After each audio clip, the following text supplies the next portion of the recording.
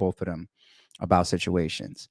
J.R. Writer has always kind of been less about doing it than more. Like, let's say like a 30-70-ish or whatever. Mm. I think at the peak of him doing it was probably like right after 40 Cal debuted versus Ill Will. Because that's his And I'm man. not, and I'm not trying. No, no, no. I'm not trying to say that motivated him. JR's his own man. 40 is his own man. But I feel like that's when the most communications have ever happened with J.R. Writer about battle rap. He started doing hip hop. His real interviews, his name and his face was more in the battle rap loop at the time. Me and him was on the phone, even talking about conversations that me and you talk about, like YouTube management and MCNs and all that type of shit. Like Mm-hmm. we was exchanging advice and all types of shit.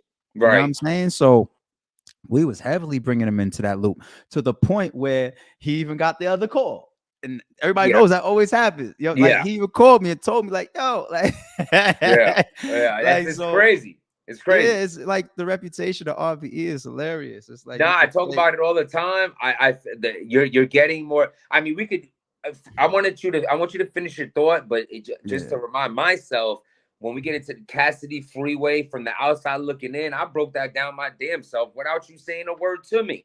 I looked at it and I said, "Why?" First of all, let's be honest here. We seen Cassidy flop on URL. They was done with him. They weren't putting no more money in his pocket. You rolled the dice because you was do with the caca versus Arsenal. And from there, you decide to not only put a bag on him, you put Hitman on him. So either it's like you just have money to blow, you want to see him get murdered. He didn't show nothing versus Arsenal that makes me say, if I was a league owner, let me book Cassidy. But you did it. And look how that yeah. turned out. Let me. I will switch lanes to that answer.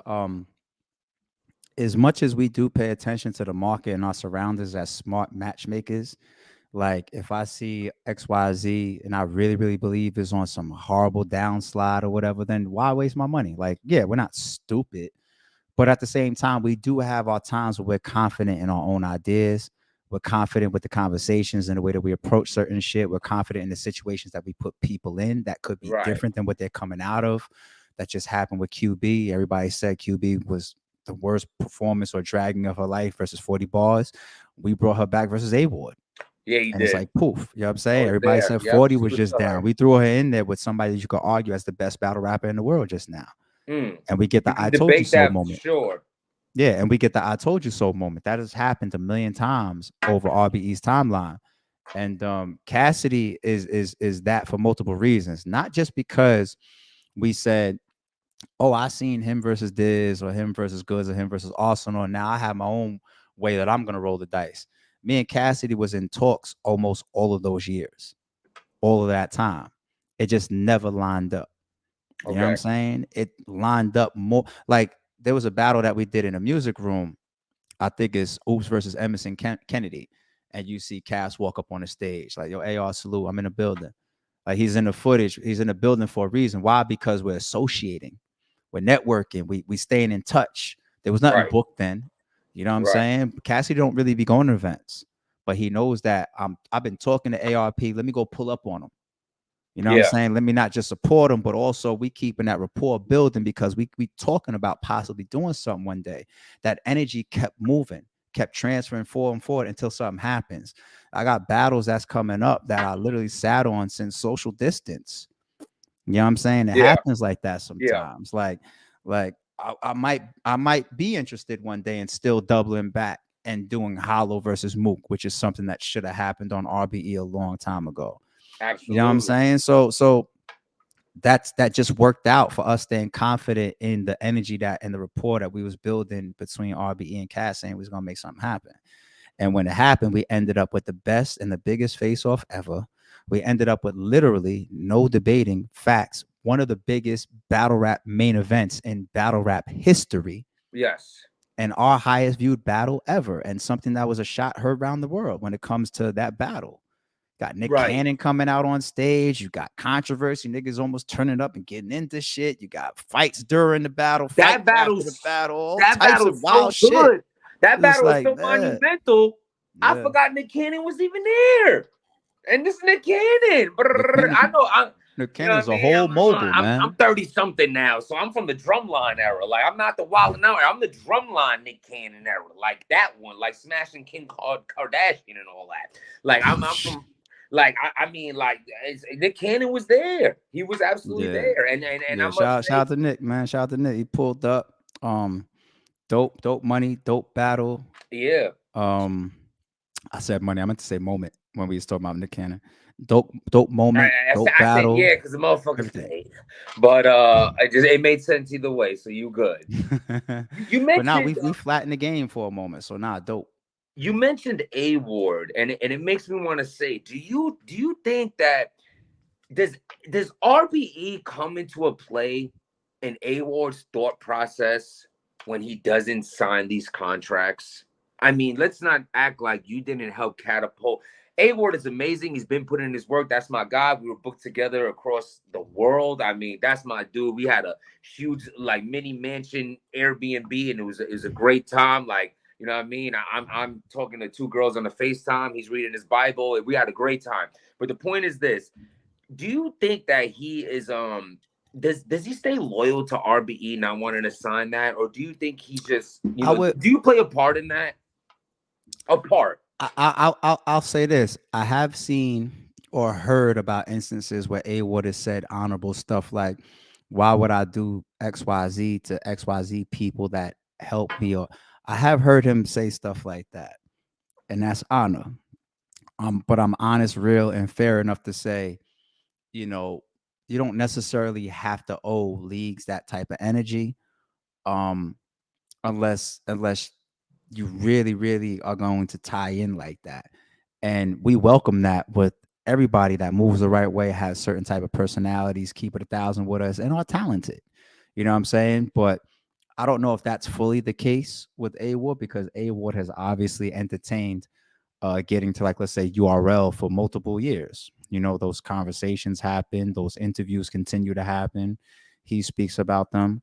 So I don't want to put RBE in that mix. I'd rather give A Ward the credit of not being one of those guys that's willing to sign something that he's well past and is more designed to be a political move opposed to the best interest of an A Ward. And I think that some of the people in positions of power speak very well. I'm one of them. I think there's other people in positions of power that speak just as well as I do, but there's a lot of bullshit that comes with them. mm-hmm. I don't know if it's as easy to believe them if you know battle rap or if you know these people.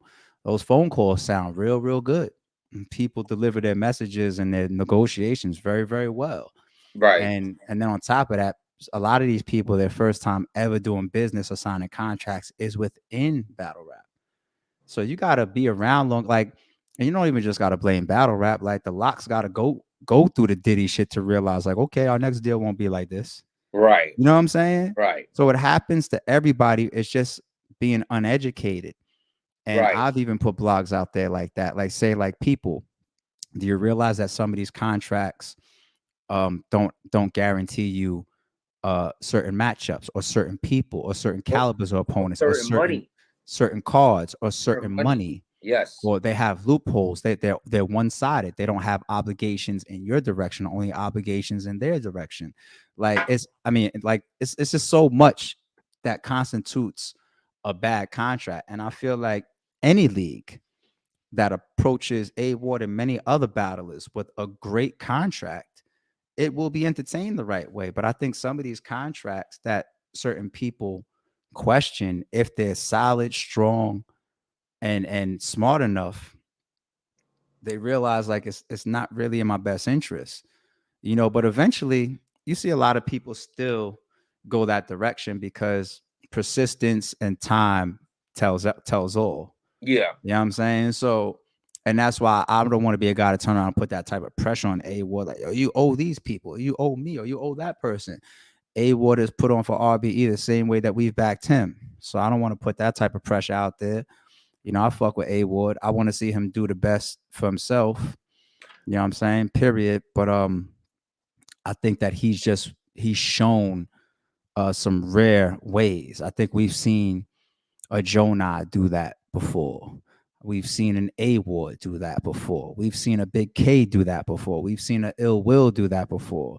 We've seen certain people just stop writing down questions. We're about to get out of here. I'm not writing down questions. I'm writing down time marks for when I edit this up because it's lovely. But don't feel under pressure. You're Yeah, it's crossing your horrible to do arms. that with a Are you a pen. You're little supposed to chilly do right that in there? your Put your editor fire. or If you're within the cold, YouTube channel itself. But you're looking like you're cold. You're crossing your arms. You put your fireplace on. It doesn't even work. oh shit. So Bill well, Collector asked me the other day if it was a real fireplace. I ain't well, even bad. and, you know, it's funny you say Bill Collector. I remember that was a matchup we were trying to do. I remember you mentioned Iron Solomon, and you know, I don't know to thank you or not thank you for that battle. Never happened in between me and him. We know how that would have turned out, but you know, I would have been happy to do it. But I wanted with the A Ward. It makes me think about this, you know, and I only have a few more questions for you. I appreciate the time. Absolutely. You know, I took this seriously. At the end of the day, I feel like this is absolutely an exclusive. You know what I'm saying? You got, even though Nigga, me and you do that, I took this seriously. I could have went on here. You know, you even laughed before, like, oh, you really got questions. Like, yeah, I do, man. We talk all the time. Like, my if nigga. we're going to do it on the camera and I'm going to have the business ARP who I don't speak to on the phone. That's my guy on the phone. We're gonna talk about the business. So this is a huge. This is people need to salute how big this interview is, and Salute, salute, I salute, feel like it means something. So these are the questions that salute, people want salute. to know. So We that's joke what a we're gonna lot, talk but nah, about, salute on some real shit. Salute, salute. We joke a my lot, but man. salute. What is you know, we mentioned a few names, and I'll say it myself. I feel like if I was you, I'd feel so offended in certain situations when it's like, because you see a vision that people might not even see in themselves. I mean, you pulled me out the rut. You've made people frontline opponents and borderline stars that didn't work out on other leagues. You see, you have a vision for this shit. You know, you roll the dice and it turns out well for you. How do you feel when you have, and I'm saying this, an old Red going on a shit streak, a JC going on a shit streak? They're doing these things, their careers they're in the bottom of the barrel. I mean, Sue Surf and Shotgun Sugar's becoming stars above All Red. You got Calico and other people from Detroit becoming stars over JC. And then All Red and JC comes to RBE and they literally reinvent themselves into showcasing how talented they are. You make that happen for them, and now both these people go and sign a contract that says they can't come to RBE anymore. Does that make you feel He any said like way? that's the contract's title. It is what it No is. more RBE title I contract.